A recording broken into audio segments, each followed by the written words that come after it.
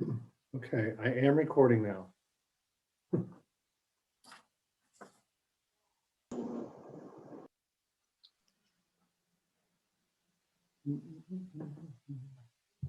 Let's see, so we've got everybody.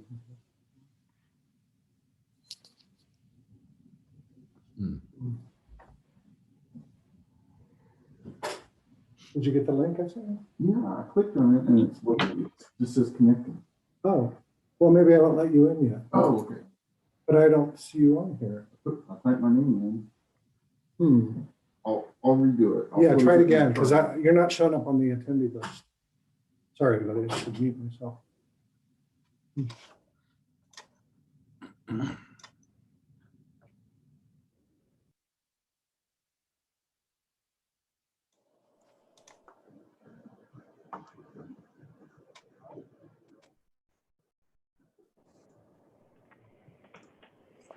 Hey, Michelle.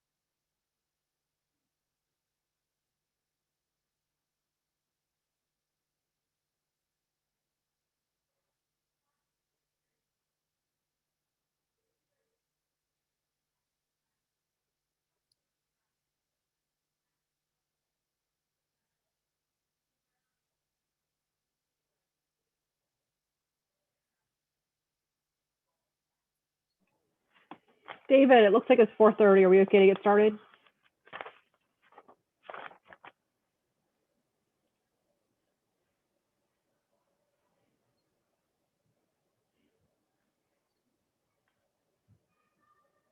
David, you're muted, so I can't, if you responded, I can't hear you.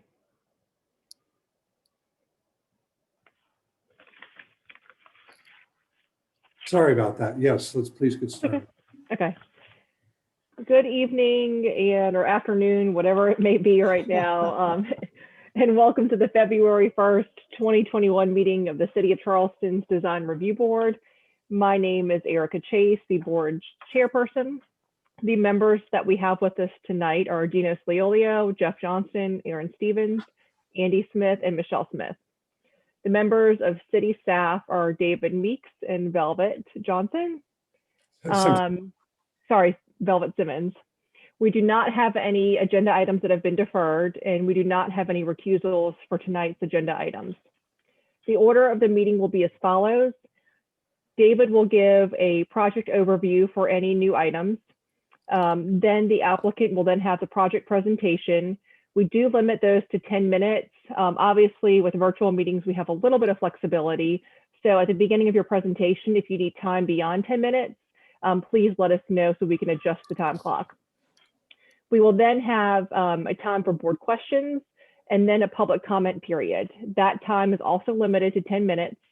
However, we do not have any members of the public registered to speak tonight, nor did we receive any submitted emails or letters for the public record. David will then give city staff recommendations, and then the applicant may respond or clarify to David's staff comments. That is a 5-minute time limit. We then have time for board discussion.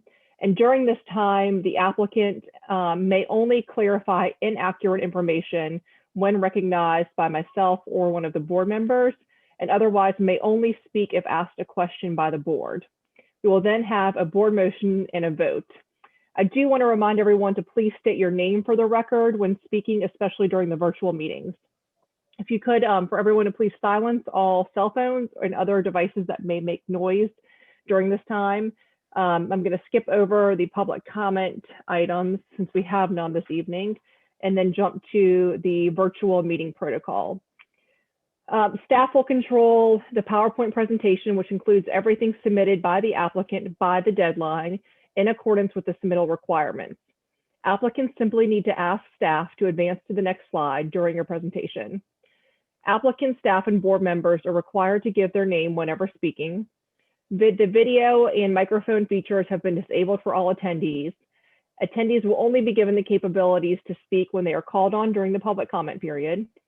The chat and Q&A functions have been disabled for everyone.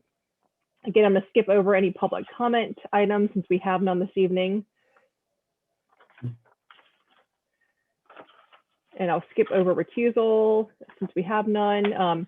Staff will be issuing meeting results, including staff comments and board motions to the applicant following the meeting. Results will also be posted on the city website listed on the slide shown right now. And then for additional information, there is an email address and a website for additional information. And I do want to remind everyone that our meeting is being recorded. So with that, we will get started with item number 1, Glenn McConnell and West Wildcat Boulevard, requesting preliminary approval for the construction of a gas station, car wash, and convenience store. Erica, I do have just a few context slides here just to show people where the project is. Okay. This is agenda item number 1, Glenn McConnell at West Wildcat Boulevard. It's going to be a Spinks gas station. And you can see the location here in the red circle off of Glenn McConnell and West Wildcat. Here's a closer view of the site. And there will be a buffer between the new development and Glenn McConnell. And then a view from Glenn McConnell looking into the site.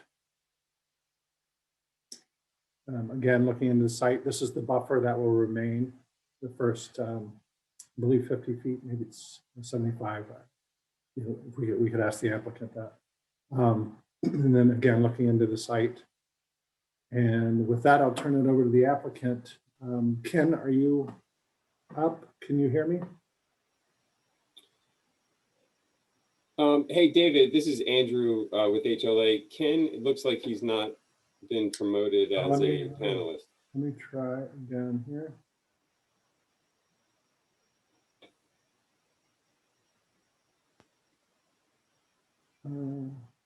Is he, I think he's GBM. He should be a panelist and able to talk now. GBN is the owner from Spinks. Oh, I'm sorry.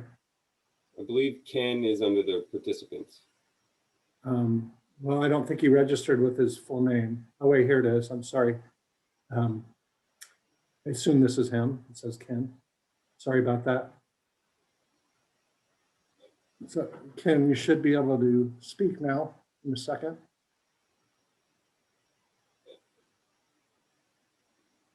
David, can you hear me now? Yes, I can. Hi, Ken. Perfect. Yeah, thank you very much, board and David. We basically have gone back through and refined our documents based on our conceptual design approval, and the project has basically stayed very much the same as it was before, with the exception of the fact that we've made a number of refinements to the site required by TRC, and then we've also addressed board comments from the conceptual design approval. I want to run through those very quickly. One of them is that we have a pierced brick screen wall running along West Wildcat. And at one time we talked about making that a little bit taller, but because we have a patio there, and in terms of having sight lines from that patio and being able to at least see something from that area, we wanted to leave it at 3 feet 4 inches. We do think that cuts off the screening of car fenders and things, but gives us appropriate sight lines there. And that detail is shown in our drawing sheet A1.2. The second comment board made in response to staff comments was to show the site plan on the site plan, show the wall more clearly, make sure, and you can see, I believe it's that red line that runs along West Wildcat. So we responded to that comment. Another comment that we had was there was a transformer that was located there in the lower right-hand corner of the convenience store. And we've since moved that away from the street front and moved it toward the trash enclosure just up above those parking spaces. To the left there, David? Okay. Oh, Yeah, right there, that little X. We've located in that area there to get it off of the road street front and probably screen it as much as possible. And it's hidden behind the screen wall for the trash enclosure. And then finally, there was a request to show north arrows on all of the site plans, and that has been done. Furthermore, there were other comments made by the board to add pond edge plantings, which we have done. And by the way, Andrew Todd Burke is here, and I'm going to go through these comments quickly and then let him respond to questions there regarding the detail there. The plant palette has also been simplified, and it consists mostly of native plantings. So that was a comment that was made before. The brick screen wall has been extended for the full length of the West Wildcat right away. And then on the building, we have recessed all of the curtain walls, storefront, and door openings as requested, as deep as they can be set back. And then we did not really provide a roof plan, but we did show all the rooftop mechanical units on our elevations. So you could see that all of them are below the line of the parapet on the building. The only other thing that I wanted to mention is that originally on the design before, we did have downspouts and collector boxes on the outside of the building. And we've done a revised elevation. You can see that elevation 3B. We deleted on the car wash and on the convenience store. We have deleted all of the downspouts and have created internal drainage.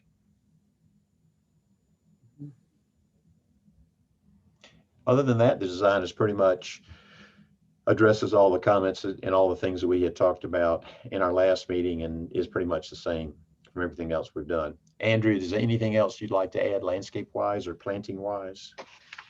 No, sir, you covered it, but I am definitely here to answer any questions that the board may have. We've also updated, one thing I will say is we've updated the renderings to reflect the current plantings along the West Wildcat street front. We've also revised the streetscape elevations, color elevations, to show those plantings accurately in coordination with the landscape plans. And then we've provided a whole series of wall sections to show you how we intend to construct the building. Thank you. Any questions from the board?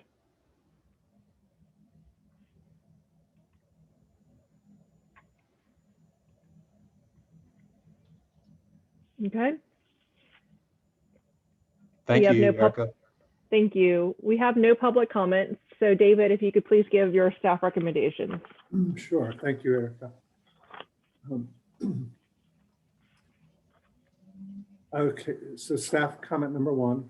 The applicant was asked to increase the height of the brick screen wall to 4 feet height, but they've chosen to keep this at 3'4".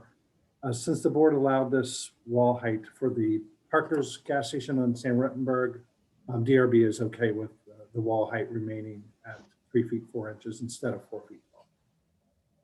Number two, there's a note on the site plan calling out the wall height 3 feet, but the wall detail calls out 3 feet 4.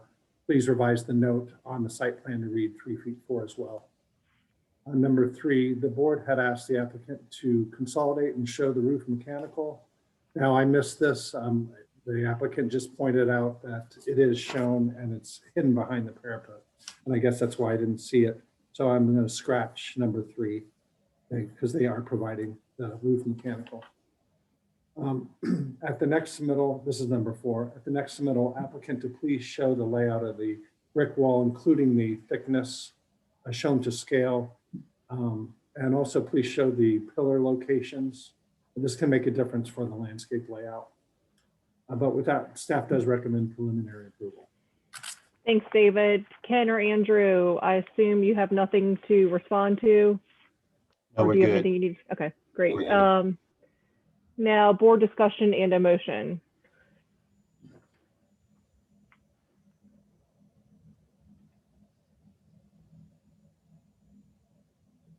This is Dino's. I'm pleased with the editing.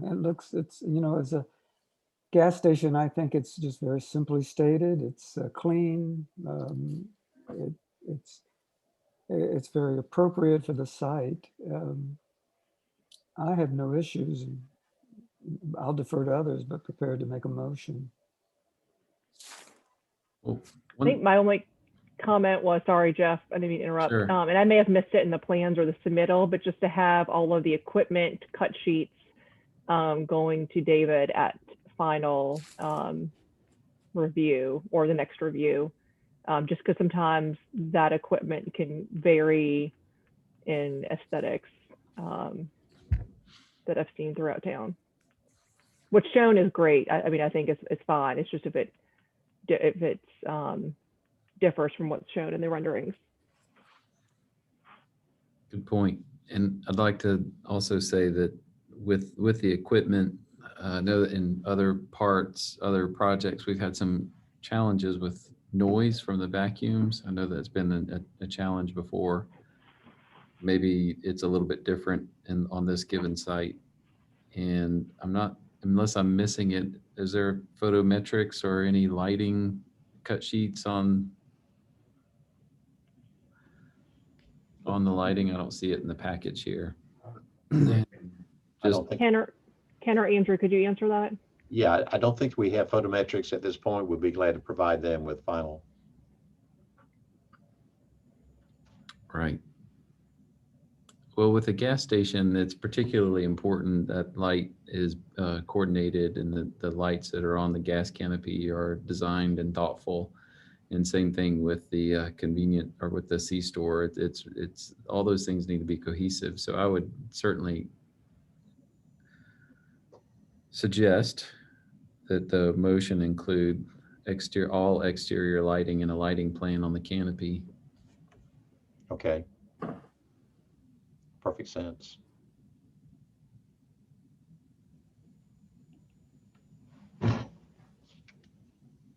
I don't have anything from a landscape with Sandy. I don't really have anything from a landscape point of view. Other than the renderings look like they show a rock mulch, and the landscape plans don't specify. And so I guess my only comment is that we not use rock for mulch, but either preferably pine straw, but in areas of smaller stuff, you use hardwood mulch in those areas.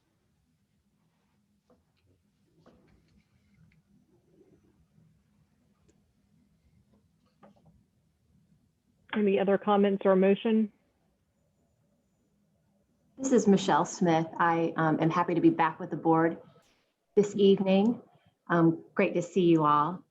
I apologize, I missed the previous applications for this project. I think that the project looks great. The only comment I would have is I question the height of the towers for the car wash. If you look at the height of the roof and the height of the adjacent parapet, it is nearly equal to the height of the main building from the ground to the parapet. So I just think it is looking a little top heavy, but that's the only suggestion I would have for the applicant, is to study that proportional relationship. Otherwise, the architecture is very consistent, and I think that the details present themselves nicely, and I think that it will be a nice project.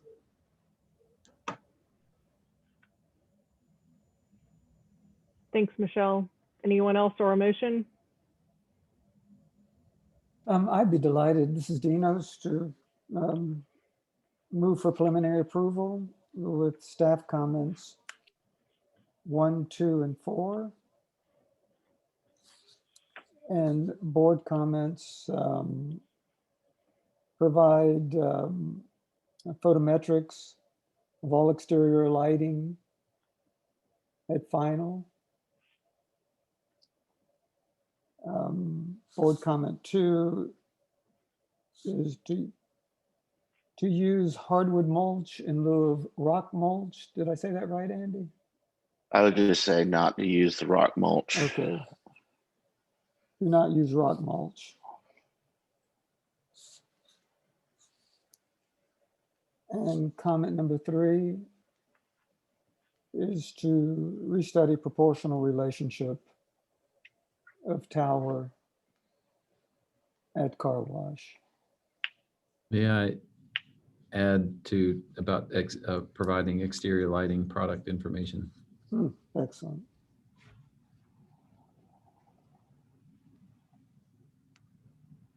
What was that again, Jeff? Sorry. Provide exterior lighting information. Okay. So we have a motion for preliminary approval with staff comments 1, 2, and 4, along with board comments. 1, provide a photometric plan of all exterior lighting at final review and also provide exterior lighting information. 2, do not use rock mulch. 3, restudy the proportional relationship of the car wash. Erica, would you Sure. like to, do you want to add the comment you made about the cut sheets for the other mechanical? Yes, is that okay, Dinos? Absolutely. Then I'll amend it for the board motion to include a number 4 to provide cut sheets of all exterior mechanical vacuum equipment and appurtenances. This is Andy. I'd second the motion. So we have a motion and a second. I'll now call roll. Jeff, Aye in favor. Thank you. Aaron, Yes, in favor. Michelle, Yes, in favor. and then myself, yes, in favor. Thank you all very much. Thank you. Thanks, Erica. Thank you very much. Thank you. We'll now be moving on to item number 2, 2280 Henry Tecklenburg Drive, requesting preliminary approval for the construction of a 1-story dialysis clinic. Again, I just have a few slides for the context, showing the location of the site. This is 2280 Henry Tecklenburg. This is going to be a 1-story dialysis center. This is a closer view of the location. And then looking into the site. And with that, I'll turn it over to Jack. I'm here. Can y'all hear me? We Yes. can, thank you. Okay. I guess I'd like to start with the DRB comment responses. The first was study the continuity of the 3 masses of the building. And so since the last meeting, we've done some adjustments to the finishes where they lie on the building, the 3 different masses. And we have further developed the color schemes and the samples, as you can see in the package, picked out the brick and paint and everything. Item 2, incorporate gutters and downspouts, which we've done. Particularly in the front of the building, we've put gutters where each of the double columns happen to be, and sort of threaded them through the columns to kind of make them disappear behind them, but also so they properly attach to the building. They're a little more stable that way, rather than just having them float in front of the columns. Study the support of the column bases. We beefed those up a bit per recommendations from the board. Present a color palette, which we have provided. Study the overhangs. That was one of the comments that the board requested. We try to make the overhangs as narrow as possible or as thin as possible, which, consulting with structural, we've gotten them as thin as we can get. Make all the fenestration deep set into the walls. We've got the windows set in as deeply as we could. Showed the location of the monument sign. We show this on the site plan and corresponding site documentation. I show the details, showing the materials and how the sign will be constructed. Landscape needs a concept to accompany the building design. I'll leave that with the landscape architect to explain their process. And then finally continue to study moving the building further south away from the street. We moved the building an additional 8 feet, and this was as far back as we could do it due to the location of the existing grand trees.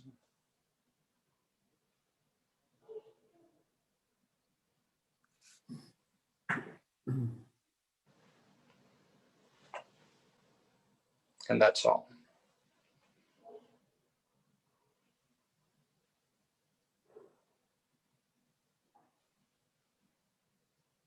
Thanks, Jack. And before we jump into kind of the business aspect, I just want to express on behalf of myself and the board our deepest condolences for Mr. Dover. I'm so sorry to hear about his passing. Thank you. So with that, do we have any board questions?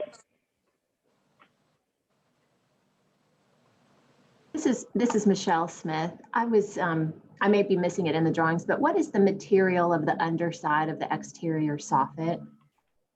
It is going to be hardy trim beadboard, painted white. Okay, thank you. It should call it out in the A6.0 sections.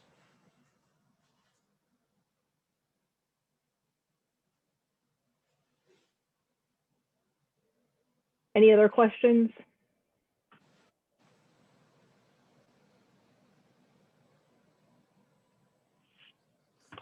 So with none, and we have no public comments, David, staff recommendations, please. Sure. Thank you, Erica. This is David Meeks. Staff comment number 1, the previous motion had asked for more native plants to be used, and the applicant has removed a few of the ornamental plants such as Japanese barberry and wax myrtle. The columns and the porte-cochere bases were thickened in size for a more appropriate size for supporting what's above. Downspouts are now incorporated into the massing of the building. Details are provided for the overhangs. The monument sign is now shown as the board asked, and the landscape plan has been strengthened at the building entry and the entry drive. Staff comment number 2, signage will need to be submitted separately for DRB review at the end of the DRB review process. Regarding the photometric plan, there are some numbers in foot candle levels near the building entry, which are higher than 5-foot candles. This is above what DRB typically allows, but seeing as this is a medical drop-off area and the light levels do not spill out off the site, staff is okay with these levels. Number 4, staff approves of the lighting style specified for the site in the parking lot. And staff recommends that the top angle, oh gosh, I thought I provided a example here. Staff recommends that the top angle of the monument sign be revised to match the angle of the building roof that is closest to the monument. So in this elevation here, I was just saying that it'd be good if the angle of this sign were to match the angle of the roof here, just a slight revision. But with that, staff does recommend preliminary approval. Thanks, David. Jack, I assume you have nothing to clarify or respond to in David's comments? No, thank you. Okay. Now we are in board discussion and a motion.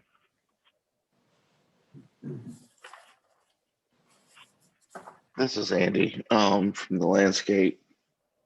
I mean, I think it has evolved quite well. I guess the only comments I really have, and I don't really see them as being anything major, is that they're showing some Spanish bayonet plant, the yuccas, and specifically up there by the front entrance. I guess I'd ask those to either be substituted or moved.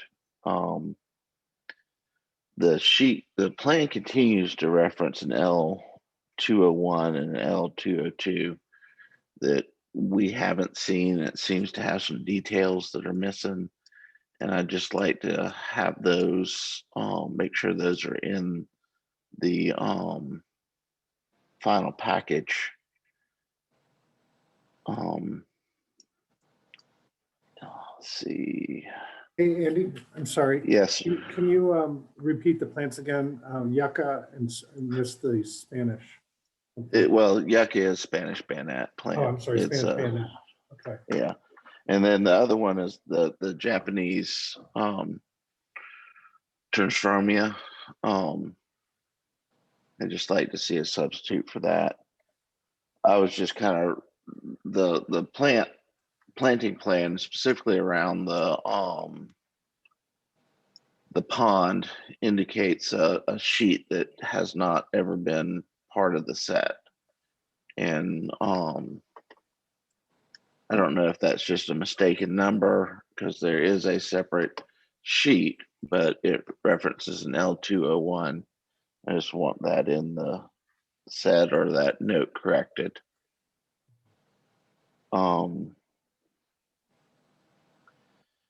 And then looking at the east elevation, there is a pretty large disconnect on the very bottom side.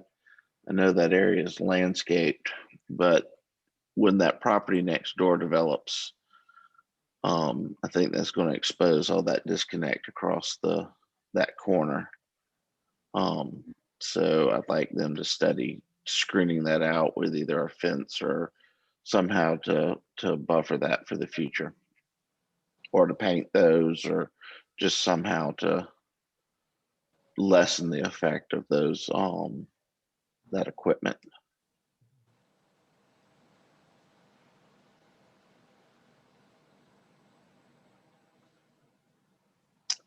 I guess that's all that I really have.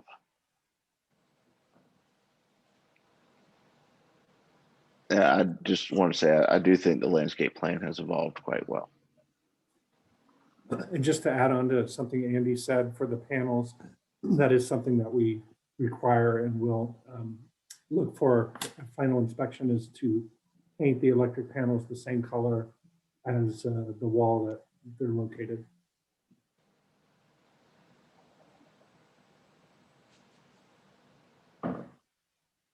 Any other comments or motion?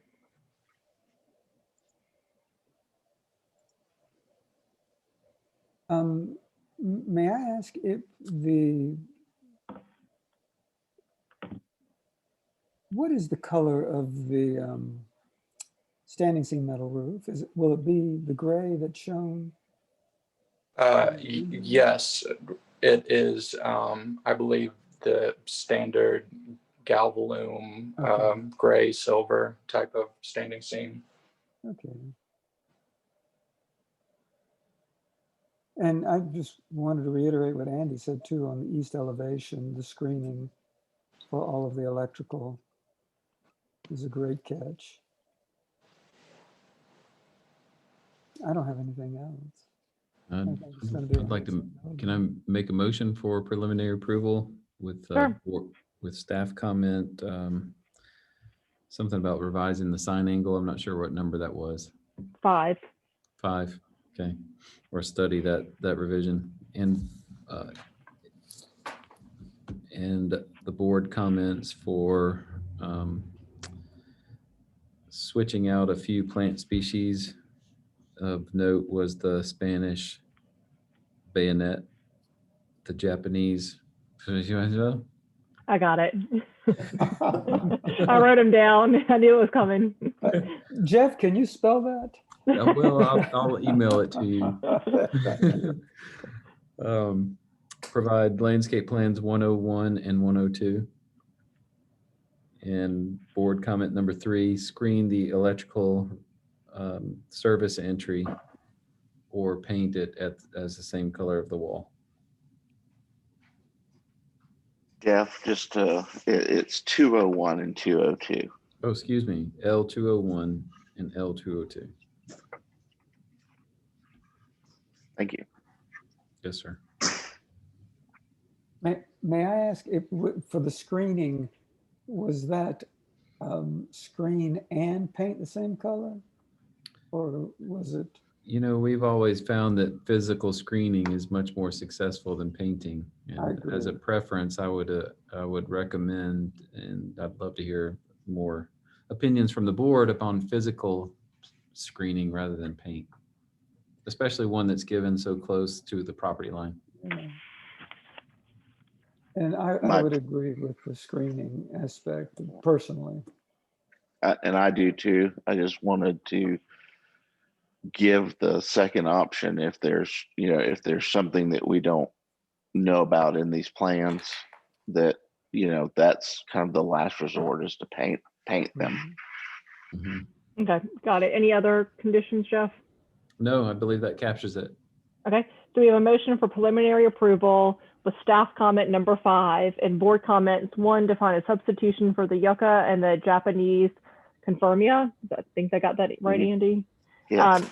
2, to clean up the landscape plan sheet references or to include the reference sheets in the next submittal. 3, screen the electrical service entry or at a very minimum, paint it the same color of the wall. Is there a second? Second, Is that Michelle? yes.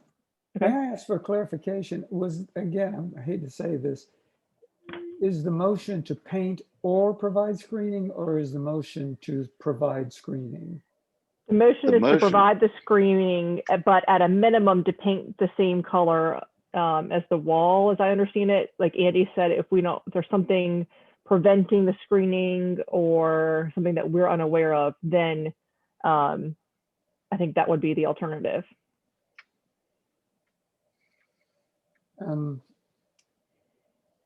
May we, is it, would, I would rather say physically screen the electrical panel and not give the minimum option. Jeff, you're making the motion, so Mhm. I will amend it. So board comment number 3 would be to physically screen the electrical service entry, period. Correct. Could I ask that you add to provide a fence detail as well? Yes. I'm going to reread the motion just to make sure we're all clear. So we have a motion for preliminary approval with staff comment number 5, board comments 1, find a substitution for the yucca and the Japanese confirmia. 2, clean up the landscape plan sheet references or include the reference sheets listed. 3, physically screen the electrical service entry. 4, provide fence details. Is there a second? Michelle, was that you? Yes, yes, I Okay. second the motion. Thank you. I will now call roll. Dinos, yay. Aaron, Yes, in favor. Andy, Yes, in favor. and then I am also yes in favor. Thank you very much. Thank you. Next on the agenda is item number 3, 1800 Produce Lane, requesting conceptual approval for the construction of a 1-story multi-tenant commercial building. Thank you. Give me 1 second here. I'm just letting some people in.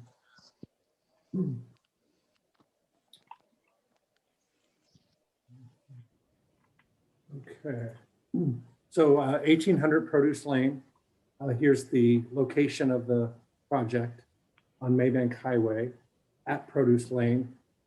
Here's a closer view. And then looking into the site. And with that, I'll turn it over to Lossie. Yeah, and hey, this is Kyle Taylor. Can you guys hear me? Yes. Perfect. Well, I'll go ahead and kick it off. This is Kyle Taylor with Hoyt & Barini. We're the civil engineer and landscape architect on the project. We've got Lossie with the architect on the call as well. George Rivas, the owner, may be on the call. More to tune in. Christopher Morgan, I spoke with him earlier today. He may be on the call as well, just to sort of communicate any additional items concerning the comprehensive plan for Johns Island that I'll just touch on. And Lee Batchelder may be on the phone call as well. We had spoken maybe last week as well, representing some city staff. So I'll try and be brief. This is our, I don't know what number, I think number 3 here. So I think everyone's kind of understands kind of what we're trying to accomplish and where we're going with our plan. David, would you mind turning to the letter produced with a few summary notes from the comprehensive plan? Oh, you mean your response letter? I wouldn't call it a response letter so much, just sort of a narrative on the comprehensive plan. Should be page 8, I think. Oh, I'm sorry. Okay. Yeah, I'll just sort of start large and then kind of work our way in here. Just a few bullet points here, just for conversation purposes. You know, the site is located at the first of 3 nodes for gathering places for the Johns Island comprehensive plan. So that sort of details a little bit of a different structure and aesthetic than a lot of other areas of Johns Island. I think we're all kind of on the same page, but thought I'd just go through 1 or 2 points of the plan, and this was submitted, so hopefully maybe everyone's kind of seen it and gleaned through it.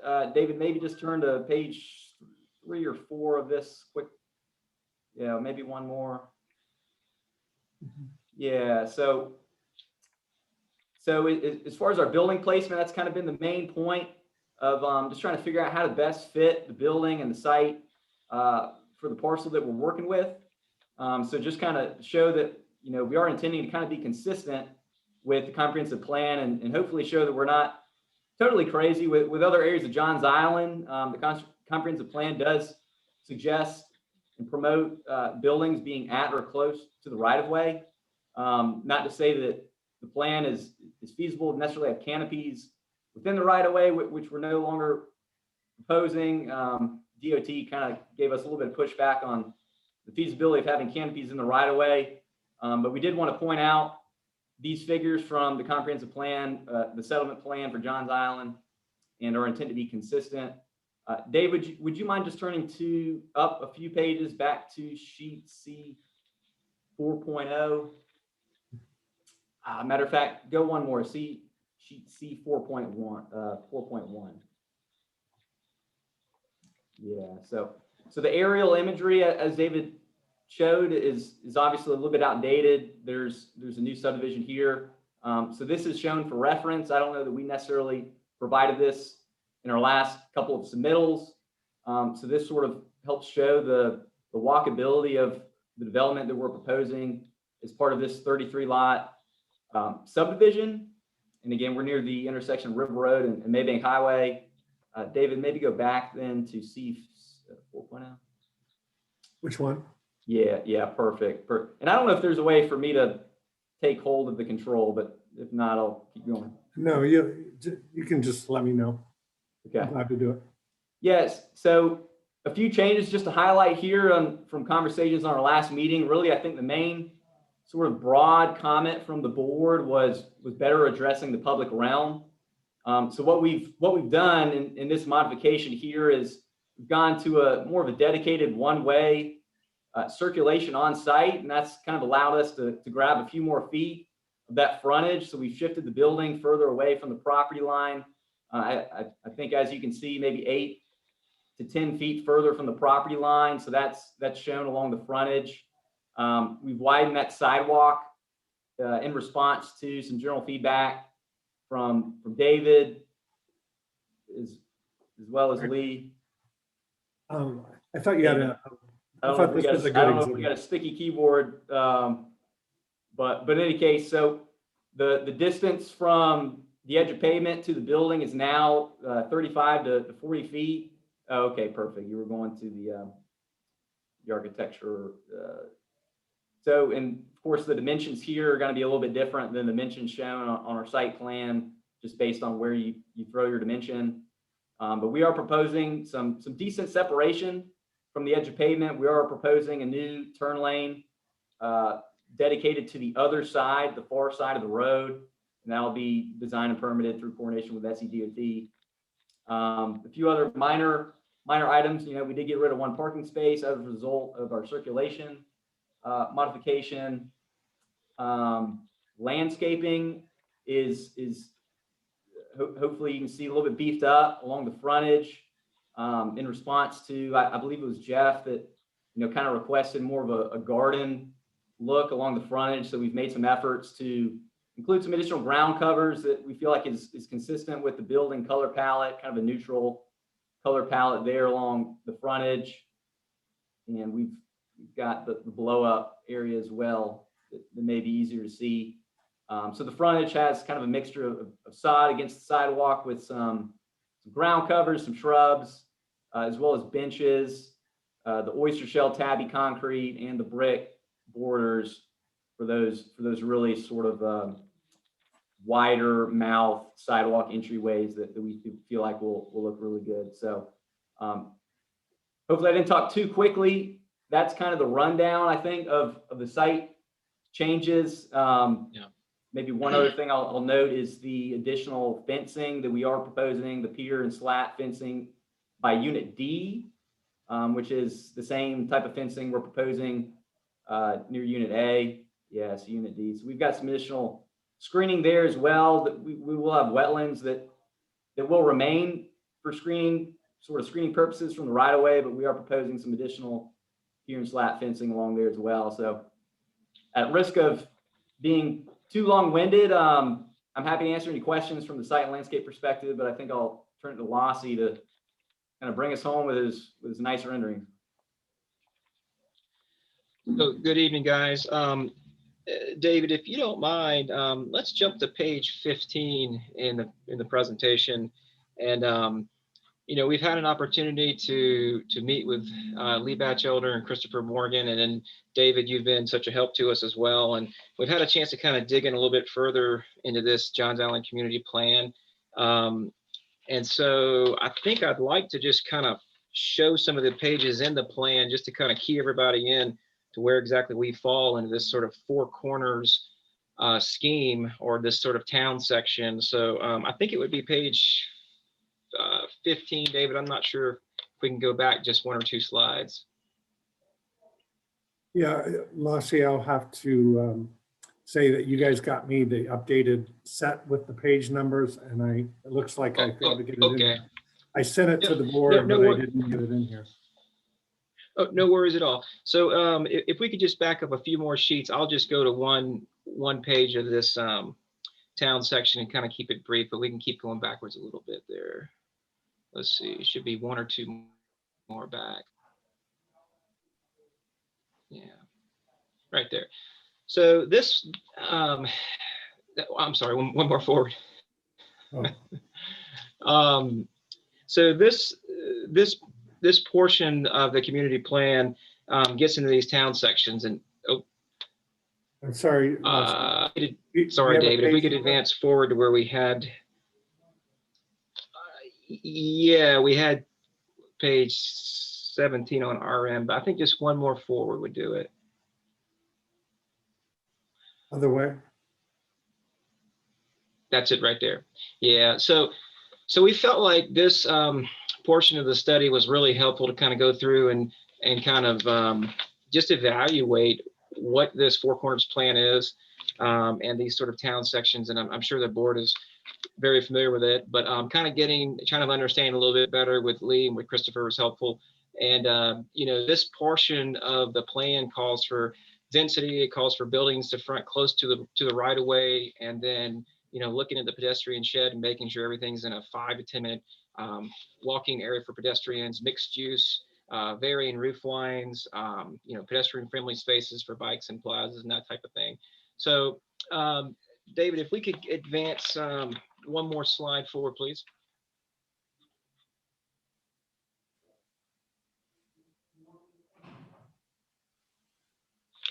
All right, and then one more, please.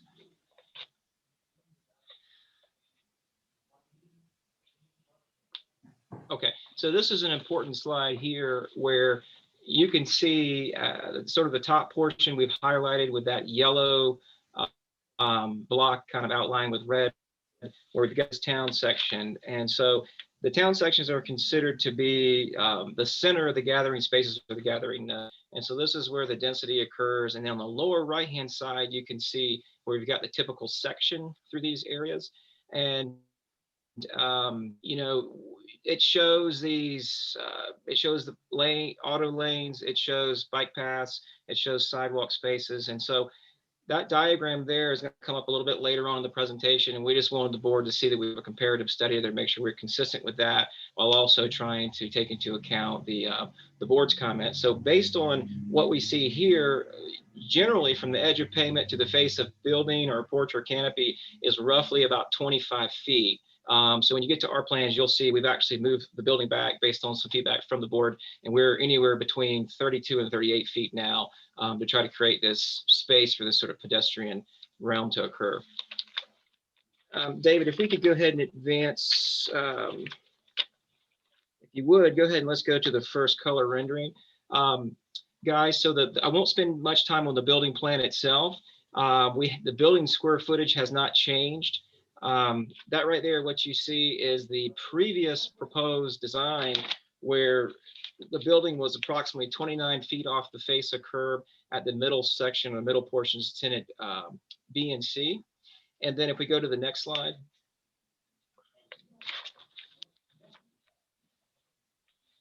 Yep. So this next slide is just a comparative slide. It kind of shows you now. Oh, yeah. Kind of shows you now that we've made some more space for this kind of pedestrian realm to occur along Maybank. We've added bike racks. We've got some seating areas. One of the past board comments was trying to achieve some verticality, potentially through some palm trees. So we've included that. And we've actually taken some of the language from the side covered courtyard area and applied it up front. So we've got the scored tabby sidewalks and trimming everything out with brick and sort of applying that same language across the front of the building. And then we actually recessed the center two tenants to just provide a little bit further articulation across the front of the building. And other than that, the architecture really hasn't changed other than just tweaking some of the colors, which you'll see at the end of the presentation when we get to the materials palette sheet. Next slide, please. So Kyle went over this site information already, but I think it kind of helps us sort of see things in this 3D perspective. So you can see we actually have loosened up the site. We've got some, we've integrated some landscape between the sidewalk in the rear and the retail spaces, roughly 3 feet of landscape there. We have continued some of the language from the covered courtyard over to tenant D, which is more to the west. We've picked up some additional landscape plantings and islands in the parking lot. We're actually down one parking space, but we still have the parking that's needed for the intended use. And David, if you could skip ahead, I know we're short on time. I'd like to see if we can get to, I have it as slide 29, but maybe just a little bit further down the line, please. Let's see. Yeah, and let's see, one or two more. Oh, that's perfect right there. So that shows you the previous and proposed for this pedestrian area. And then if we skip to the next slide. Yep. And so we've taken sort of a simple approach to how to just define these spaces. And, you know, one of the things that was requested was to have some consideration for multiple uses along the sidewalk. We've increased the sidewalk width to 8 feet and then just kind of created these sort of secondary spaces, and the doors that you see there are functional. They do lead into the retail spaces if one chose to enter that way, and you can see the integrated bike racks. And so back on the landscape slide at L1.0, I think it is, you'll see a more detailed plan, nice plan that Kyle put together. But let's go ahead and proceed forward to the next slide, please. Oh, okay, sorry. And I'll wrap this thing up for comments. Yeah. Yeah, there you go. And now you can see how we've integrated the palms here along Maybank. Next slide, please.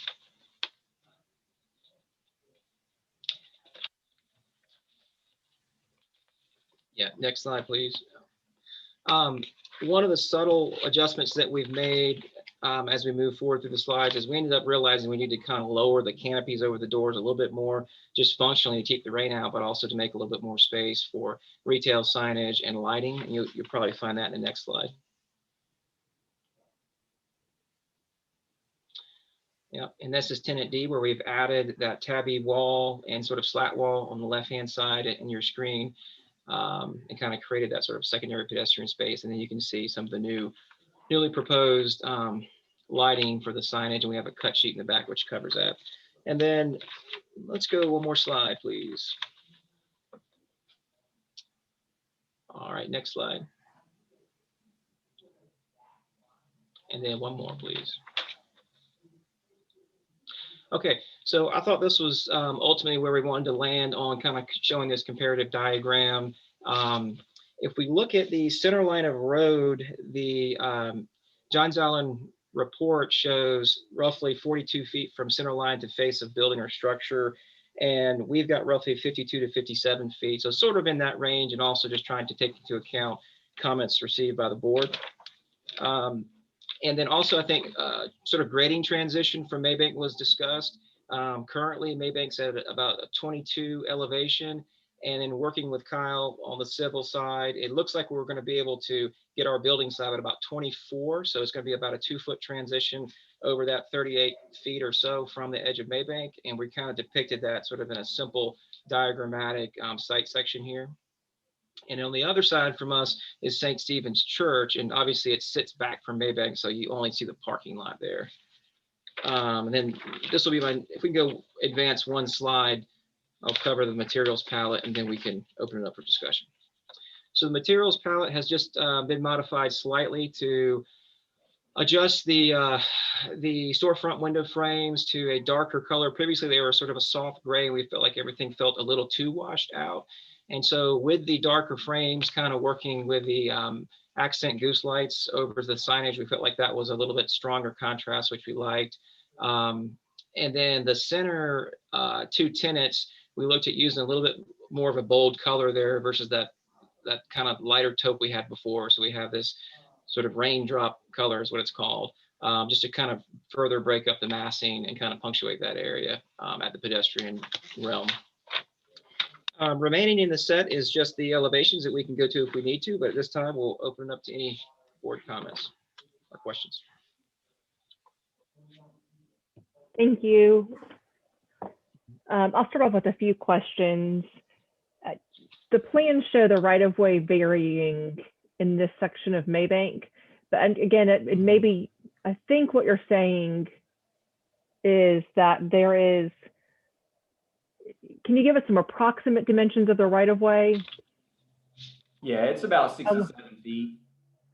Okay, so based on that 67-foot section in the comp plan, no additional right-of-way would be required to, or would need to be condemned or acquired for that 67 feet right-of-way? And then Kyle, what were you mentioning about a turn lane? Yeah, so the plan that we're looking at right here shows the new left-hand turn into produce lane that's not there today.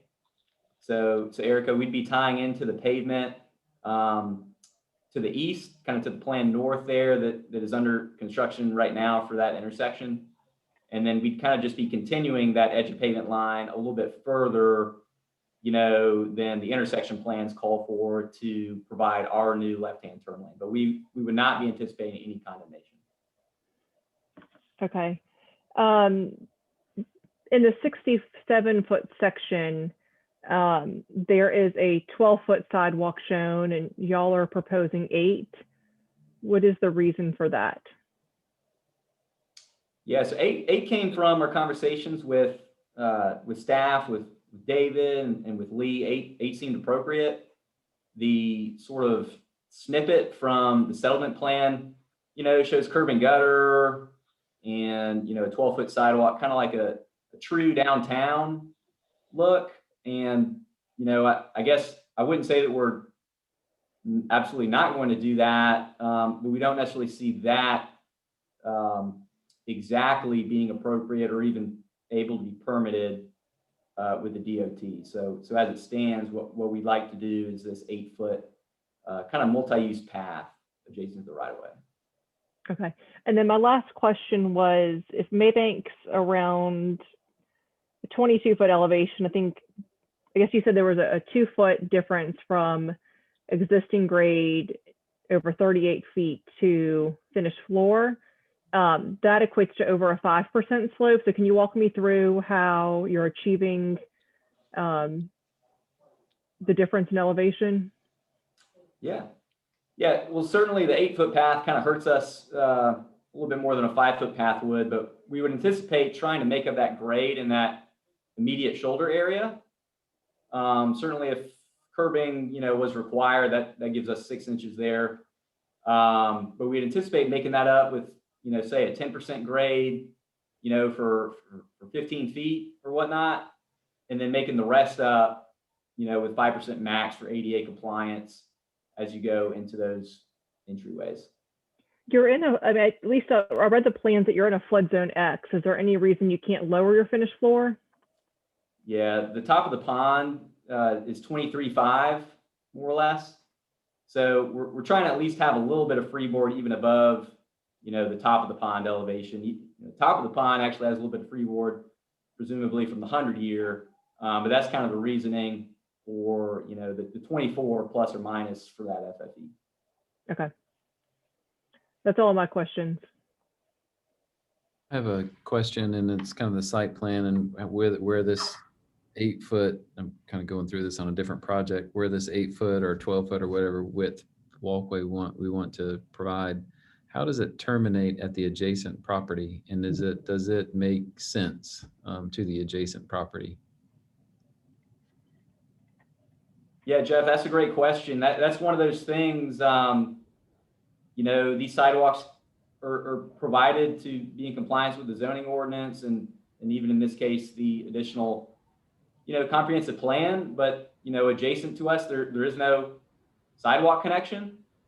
So the intent would be to terminate it, at or near where our property ends and then tie back into, existing grade or the adjacent driveway, kind of whichever comes first, it makes the most sense. Where the sidewalk ends at the property line. I'm sorry? That children's poem book where the sidewalk ends. Oh. It ends at the property line. Joel Silverstein, come on, guys. Thank you. I've got a question about a monument sign. I was wondering if you all are going to do a monument sign, or is the signage on the front of the building going to be sufficient?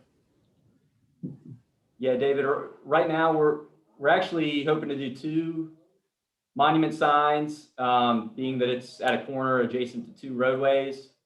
That it is called out on the site plan sheet. So we're hoping to do one, near unit A.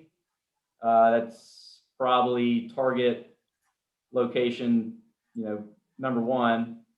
And yeah, maybe one more. Yeah. And then hopefully number 2, if the owners decide to move forward with attempting to do number 2, whether or not it would require a BZA approval or not, that'd be, I guess that's technically called number 1 on the site plan, but that'd be the other location. Okay, thank you. Sorry, I missed those. Lassie, this is Dino. So just wanted to follow up with one question on Jeff's comment, which we were picking up the same thing. The termination of the sidewalk, is there any reason why it couldn't terminate at the last entry point on the west side? Yeah, that's a great point. I think it would be a much better design if we didn't just lop it off at the property line. So that's something we should probably consider. Can we still meet the ordinance by doing that? Requirements of the ordinance? Yeah, that was my question. Really. Okay. Yeah, so certainly we can make that request, when we go to TRC next. That's like you said, that's kind of an ordinance item.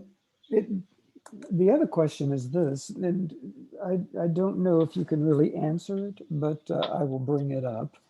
I do like the way architecturally and from the site standpoint, it's all very nicely vernacularly evolving.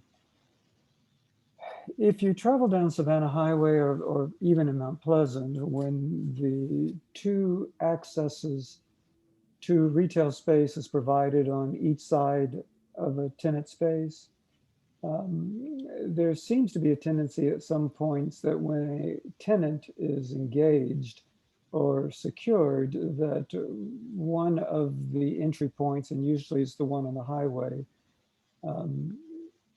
is almost blocked off, or a wall is placed in there, or signage is put on the door, but there's real no door. How are you going to, or what are your thoughts regarding maintaining the activation of the two entries? Because it really is an important component, I'm assuming, based upon the master plan. I think that's a good point. We've done many buildings that have that sort of, two faces, and we end up having to have sort of a central core for toilets and other utilities. And we really have to work hard, like you said, not to just make that a back stock room.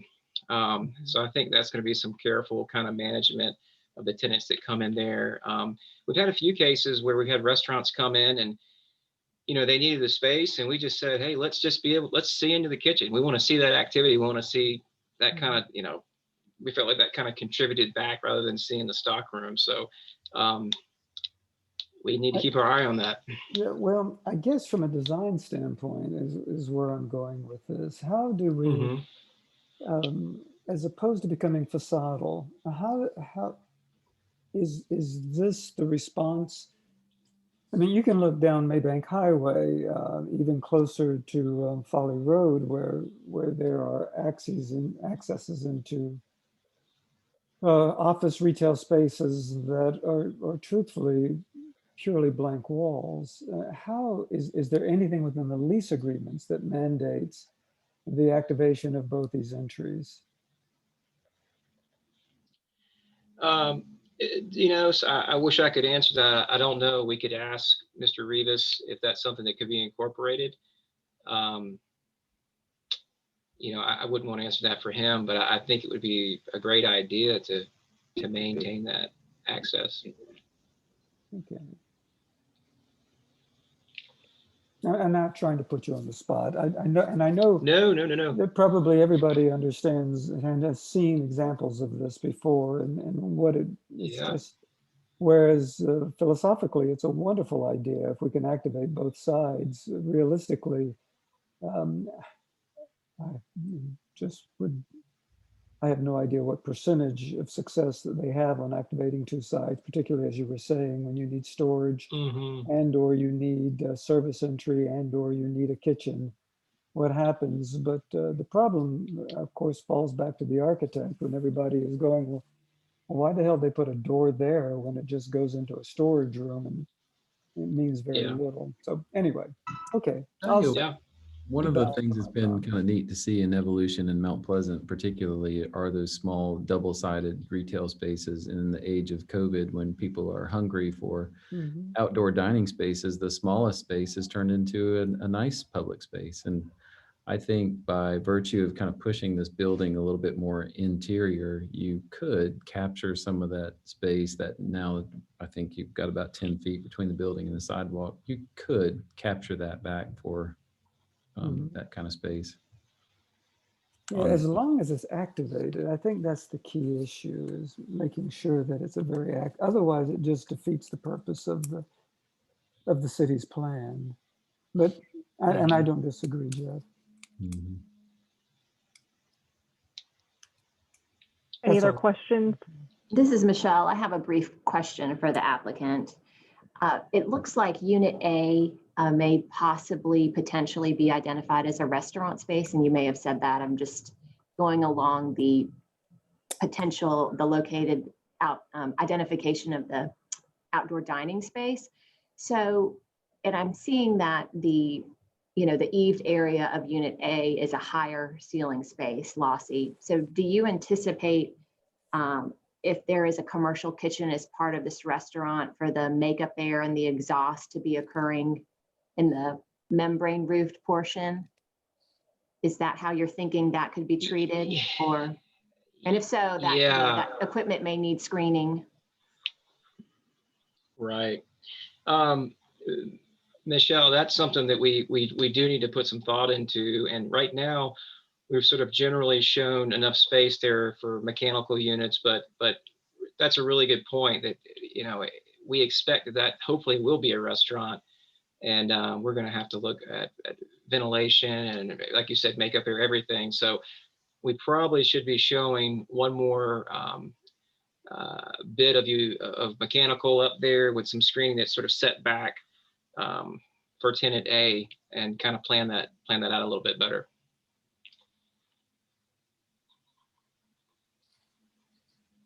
And David, how is Because that?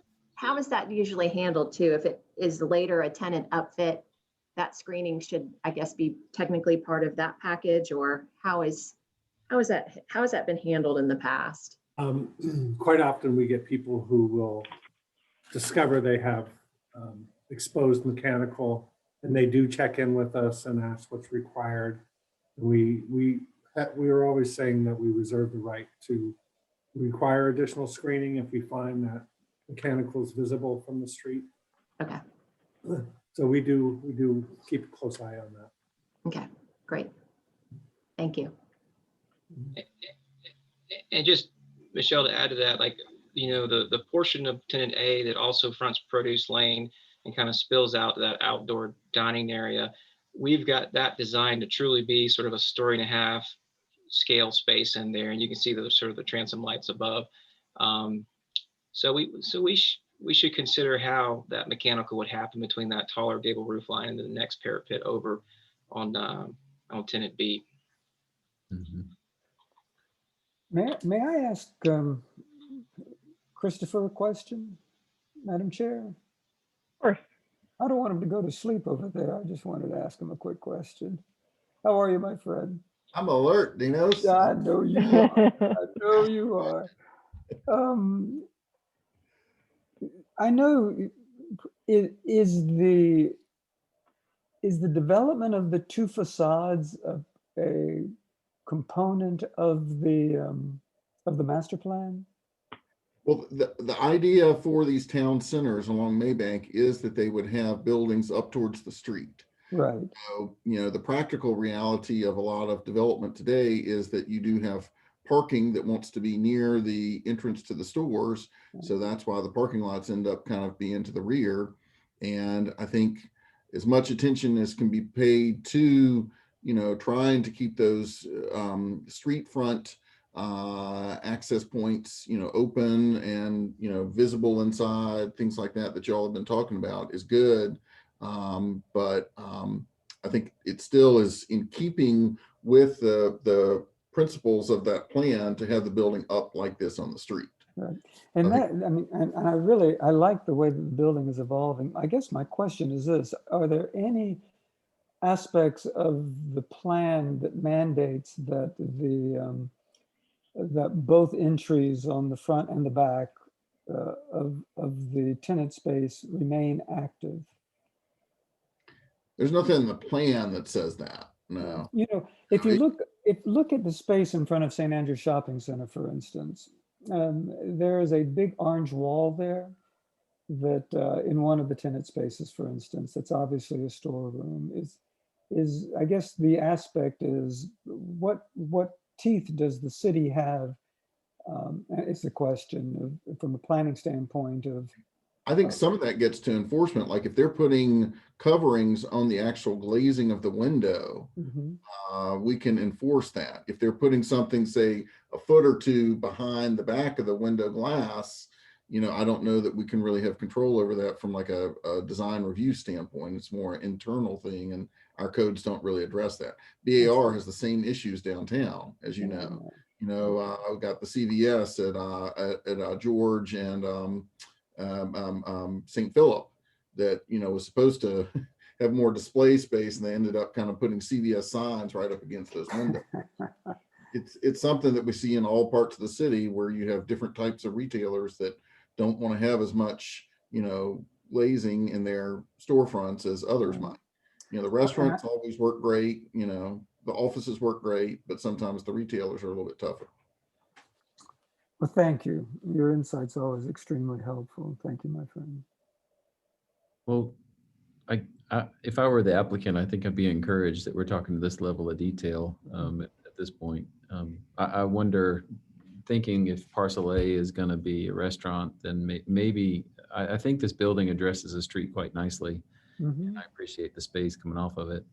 But I wonder, it's got 1, 2, 3, 4, 5, 6 entry points right now. Maybe that's just a touch too much. And especially if pad A or parcel A is going to be a restaurant, with likely that second entry on this slide will be a kitchen space. Maybe we don't need to connect to that space. So it's kind of a choose where you want it.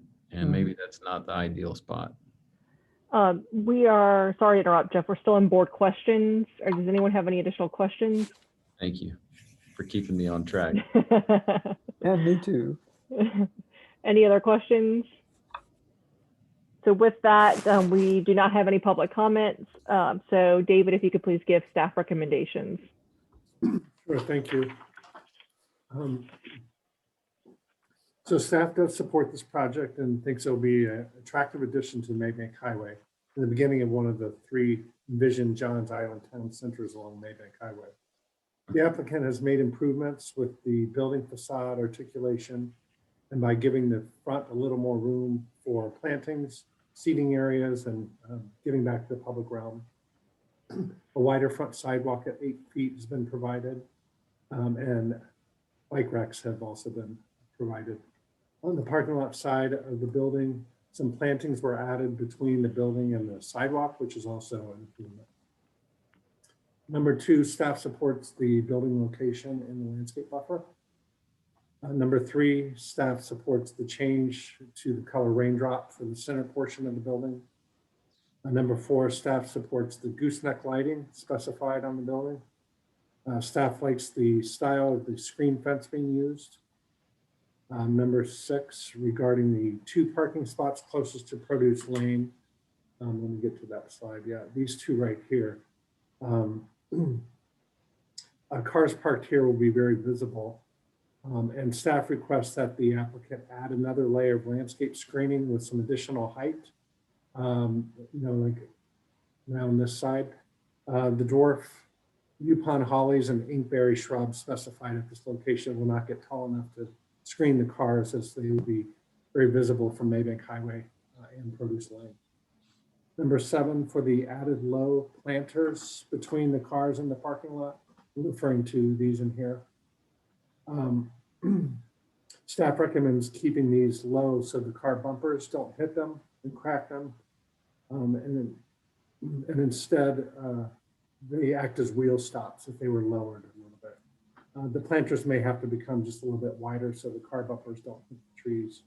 But staff does recommend conceptual approval. Thanks, David. Lossie, did y'all have any questions or clarifications on David's staff comments? No, thank you. I think we're good. Okay. Now we are in board discussion and motion time. David, do you mind flipping to the landscape plan? I just wanted to look at things on there real quick.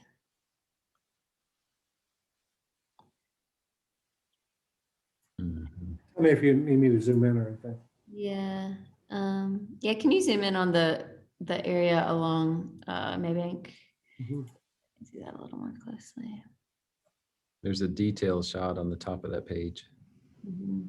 but I'm not sure. I don't know if it shows all the planting. Oh, yeah. Okay. Well, here on this depiction, it doesn't show that entry. It would be the kitchen. So the landscape design's already caught up to that comment.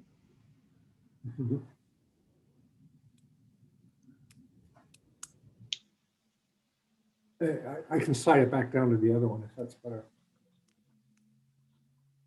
Yeah, that's fine. Yeah, slide it down. I just wanted to see the overall landscape plan up close a little bit. And the area that you were talking about a minute ago. Okay. Oh, up here. Yeah.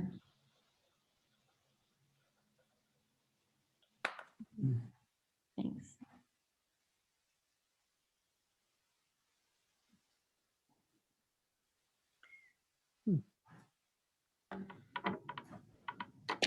Yeah, generally, I think it's come a long way in the right direction. And looking at this, Jeff, and this view too, it's missing that entrance. It's not just at the top. So I guess it's, you know. We just maybe- anticipated the comment. I know. Is the rendering shows the entrance? It does. It Yeah. does. It does. Yeah. 224. So the entrance is not intended at that point, I'm assuming. I think if we're honest, that's a coordination thing that we're going to have to iron out moving forward. But we're in agreement. It probably works better without having the two pads there. So Okay. landscape's ahead of me there. Prior to connecting onto this meeting, I was driving down Maybank here and studied this area very closely, and it's interesting. I think that your presentation didn't quite accurately depict the context, the immediate context, and a lot of this area, you think of Maybank Highway and you think of it being more rural than whatever. I won't say urban because it's not urban. This particular stretch, probably here and maybe a little bit further south to, or west, I guess, to the intersection, has a pretty big variety of buildings that are close to the street. And none of them are as attractively landscaped as this one. So I think this is going to be a good example kind of moving forward. There's a cool little car repair shop down the street that's all paving from the road to the building, and then there's some little store next to it with the same condition. So I think kind of given the context, this sighting feels about right to me. And I think the texture and the layering of the landscape off of the sidewalk width, and is going to feel quite nice. And I hope serves as a good example for other folks who will be doing the same sort of development or under the same standards. I think there's been a dramatic improvement, and particularly given this context where it sits on the site and the proximity to the corner and what's happening around it. I feel like this design is definitely on the right track. I agree. And I know that in past versions, I've been critical of how it addresses the street and doesn't engage with the public realm and all. And I think this does a much better job of approaching that than anything we've seen in the past. So I'm glad that y'all evolved it in this way, because I think it's much improved just from the way that it interacts with Maybank Highway than the previous submittals. So thank you. This is Andy, and I'd like to echo the thoughts that my fellow board members have. I don't think we've ever had really a problem with moving the building forward. I think that just how it was executed, I think, has always been our major sticking point. And I think how you've done this is really well done.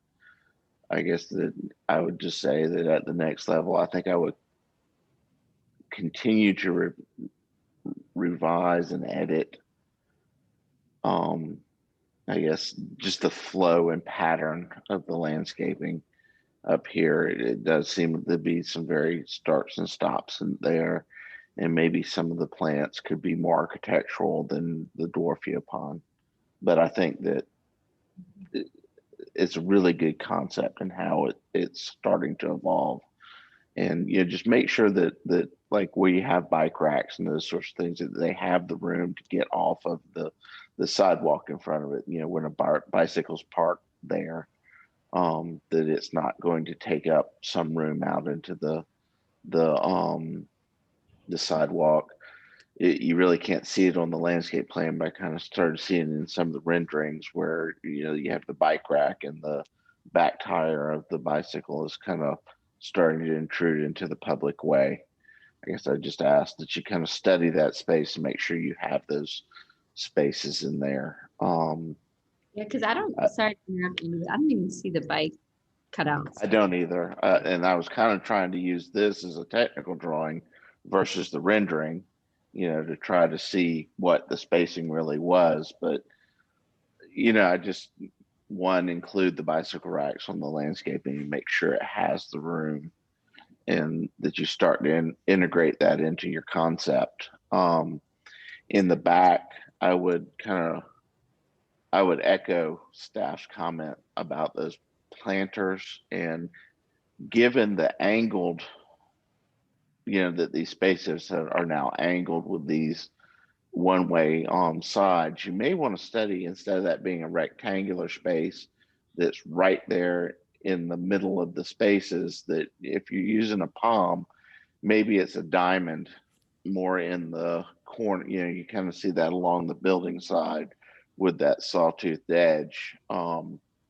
Maybe that where that tree occurs is more in the in between towards the end of the space, where that tree can have some room, and you can kind of articulate around that so that it's not right there at the end of the space, and it's something that's starting to interfere with how the car parks in the space. Somebody may be a little nervous to get too close to it, and some people may just plow right into it.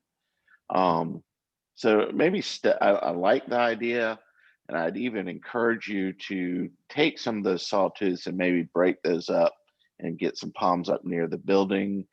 It's just a suggestion, but I'd really study those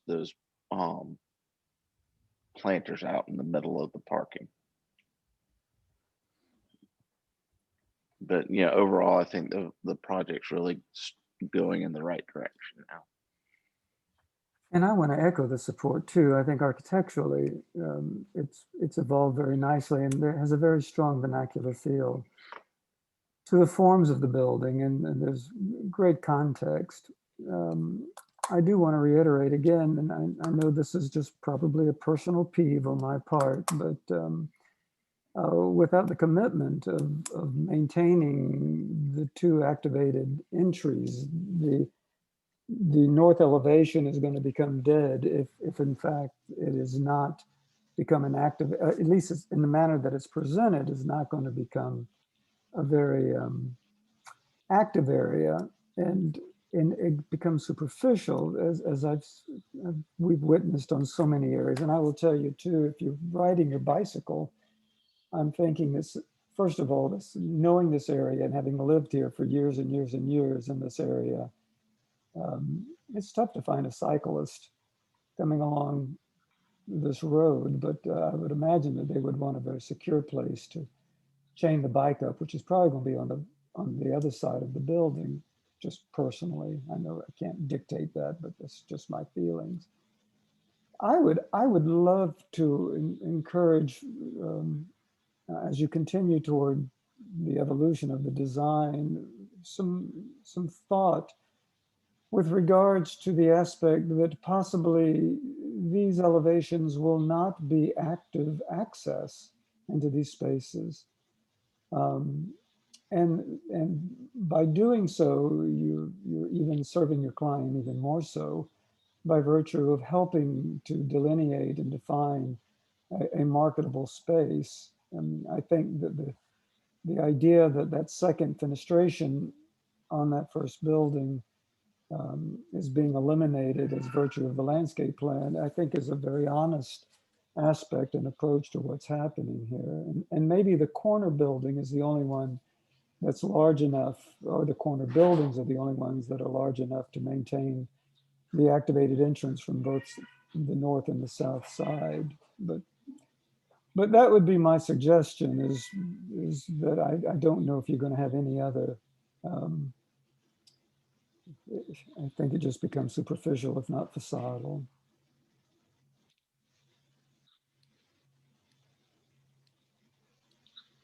I don't know how to put that in a motion, to be honest with you, other than asking that you restudy and really dig deeply into the aspect of the service of this building and how it may respond more so to its site. As far as that facade is concerned, the north facade. But I'm probably, it sounds like I'm the only one, so I will certainly live by the wisdom of my fellow board members. Well, that's a tough one because I think that in terms of an urban plan, I think the thought is that maybe one day, maybe that Maybank becomes populated in a different manner. I've just seen it with the Standard. I've seen it with the other apartment complexes over there. And yeah, I'm optimistic that it will. And I know that we have great minds in the planning department moving it in that direction. And there's no reason that it can't adapt in the future. But right now, all I would ask is that the applicant study that north elevation in a manner that may allow a tenant not to activate the north side with an entry. As far as the two interior units are concerned. I mean, this is certainly an option, and we all provide those options in the past, but what if they don't do it? What does it look like then? Is that a fair approach? Or not? No, I think that it's a fair question, especially going from conceptual to preliminary. And I think that the way I would is just that is study the activation or lack of activation of the Maybank facade. And I could live all we with can that. do is ask. Yeah. It would just be nice to see an alternative if they don't activate those two interiors. I mean, it would be nice to at least see what an alternative might be. So Andy, I could live with that language. What was the rendering? Did the rendering show like some sort of yoga studio or something there? I mean, I know it's just speculative, but I just wonder, since it's inset, it just seems like that might set itself, Pilates and low country. And I don't disagree, and it would be wonderful if it did. I guess what I'm asking is, what is an alternative if it's not activated? What I think is kind of intriguing about the inset is it just gives more space to what would be between the building and the sidewalk, and it could become a small little courtyard or something for a tenant. Like if that were a dental group, I could see a couple of exam chairs looking out onto that courtyard, not necessarily sidewalks. And well, I mean, Jeff, I'm sorry to interrupt, but I guess that given the atmosphere that we have today, where let's just say it is a dental studio or dental office or something like that, having the opportunity for somebody to go outside and wait is starting to become more and more important. And even if they go through the front or come through the front or the parking lot side, we're kind of limiting the number of people that are in the office. Here's an outside space that you can wait in. Providing that opportunity, I think, could be important. And I'm not advocating eliminating them. I'm just advocating just what would an alternative be if those entries aren't there. I mean, I can take a shot at a motion.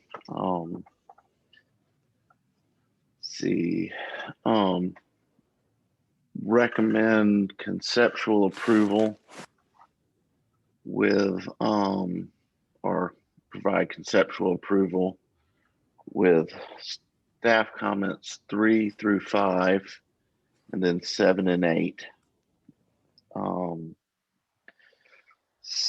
Board comments to study the sidewalk termination and how that sidewalk, if it goes to the property line or terminates at the last bay.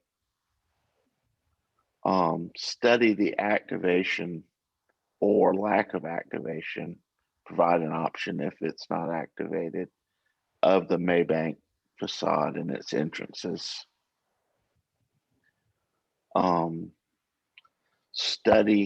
continue to refine the landscape as it as it is presented on the Maybank side of the building, provide flow and articulation of the landscape beds, and study the material that is provided up front. Could you repeat that one, Andy? Yes, is to study the landscape plan on the Maybank side, to study the flow of the beds and the plant material provided in relation to the building. How about that? Sorry, study the landscape plan on the Maybank side, the flow of the landscape material and the relationship of the material provided to the building.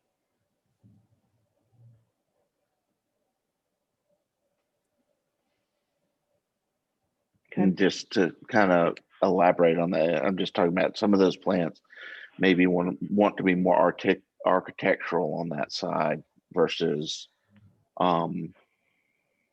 what's being presented right now. And I know that the number 8 and staff is to study those planters, but I would like to in the parking lot, but I'd like to expand on that to say, as a board comment, to study their locations and potentially providing additional planters along the sidewalk of the building.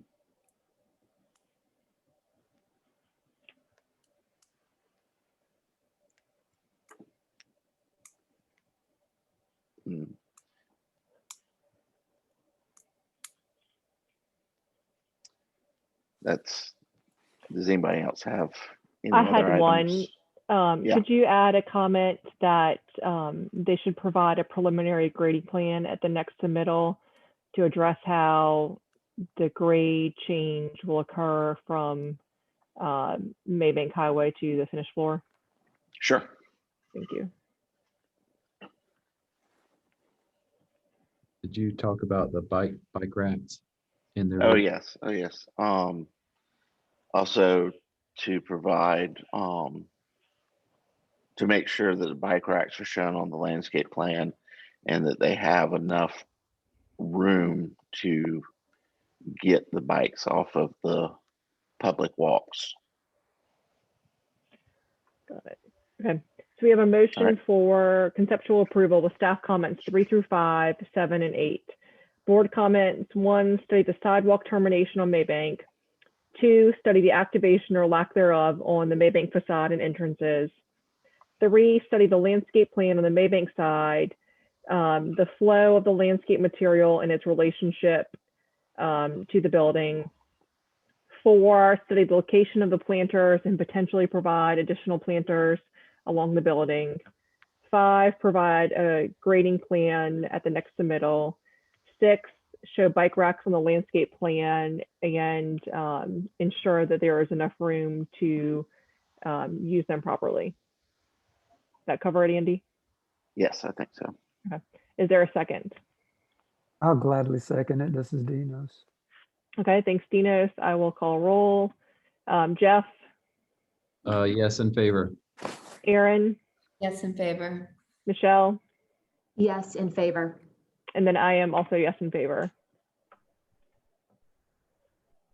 Great. Thank you, guys. Thank you. Yes. Thank you very much. Thank you, All right, have a good everyone. day. Thanks, Lossie. Thanks. Thank you. All right, y'all Good have a night. good one. Thank you. Thank you. You too.